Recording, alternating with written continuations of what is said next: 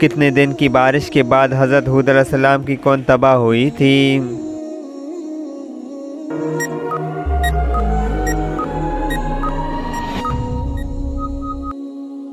Option A 6 रोज़ की बारिश के बाद।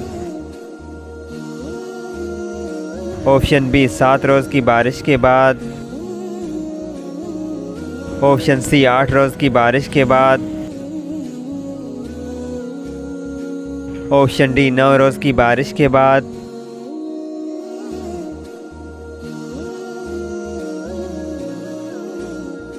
जिसका सही जवाब है ऑप्शन बी 7 रोज़ की बारिश के बाद।